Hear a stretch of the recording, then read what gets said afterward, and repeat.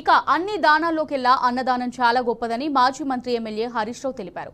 కొంతమంది డబ్బులున్నా కూడా సేవా కార్యక్రమాలు చేయరన్నారు. కానీ సిద్దిపేట అమర్నాథ్ అన్నదాన సేవా సమితి సభ్యులు సొంత డబ్బులతో అన్నదానం చేస్తూ సిద్దిపేట పేరు దక్షిణ భారతదేశంలోనే నిలబెట్టారని చెప్పారు. అమర్నాథ్లో ఫస్ట్ లంగర్ను సిద్దిపేట వారే ఏర్పాటు చేయడం సంతోషకరమన్నారు. సిద్దిపేట పట్టణంలోని ఎమ్మెల్యే క్యాంప్ కార్యాలయంలో అమర్నాథ్ సేవా సమితి సభ్యులను సన్మానించిన హరీష్ రావు వారి సేవలను కొనియాడారు.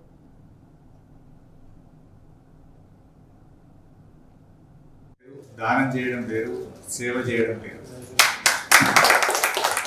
ఇక్కడ మన అమర్నాథ్ అన్నదాన సేవా సమితి ఏంటంటే స్వయంగా మనం వెళ్ళి అక్కడ వడ్డించి వాళ్ళ కడుపు నింపడం అనేటువంటిది చాలా గొప్ప కార్యక్రమం.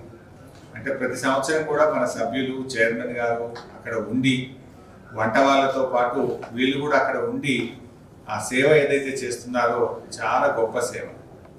అంటే మానవ సేవయే మాధవ సేవ అని అన్నట్టు ఆ మంచు కొండల్లో దేవుణ్ణి దర్శించడానికి ఆత్మశుద్ధిగా దేవుణ్ణి మొక్కుకోవాలంటే ముందు కడుపు నిండాలి.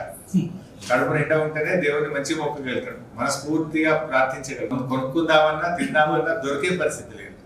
అటువంటి చోట మీరు వెళ్ళి ఆ సేవ ఏదైతే చేస్తున్నారో చాలా గొప్ప పని. అంటే సేవలోనే పరమాత్మను చూసుకుంటున్నాం.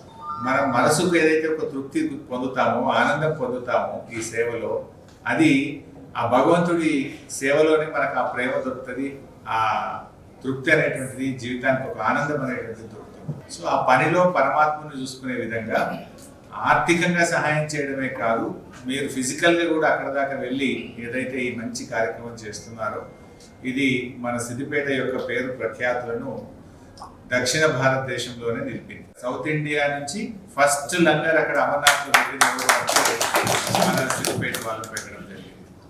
సో అట్లా చాలా మంచి కార్యక్రమాలు మనం చేస్తూ వచ్చాం. బహుశా అమర్నాథ్ అన్నదాన సేవా సమితి మనం 2011లో స్టార్ట్ చేసి పుష్కర కాలం పూర్తయి 14వ సంవత్సరం నడుస్తా ఉంది. ఇదే స్ఫూర్తితో కేదార్నాథ్ కూడా 2019 కేదార్నాథ్ 2019లో స్టార్ట్ చేసాం. ఇట్లా ఏ కార్యక్రమం అయినా మనమే ముందు దశలో ఉన్నాం, ముందంజలో ఉన్నాం.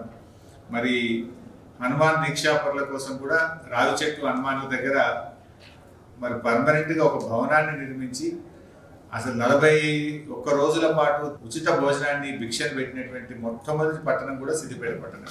అదేవిధంగా అయోధ్యలో కూడా 45 రోజుల పాటు 5 లంగర్లు పెట్టి అక్కడ కూడా భోజనం పెట్టేటువంటి కార్యక్రమం కావచ్చు. ఇలా ఎన్నో చాలా మంచి కార్యక్రమాలు మన సిద్దిపేట అందించింది. ఇలాంటి ఒక మంచి కార్యక్రమం మీరు చేశారు. మీ సేవను గుర్తించాలని, మీ సేవతో సిద్దిపేట పేరు ప్రఖ్యాతులు ప్రతిష్ట పెరిగాయి. అందువల్ల మీ అందరినీ కూడా ఒక చిరు సత్కారం చేయాలని చెప్పి ఈ చిన్న కార్యక్రమం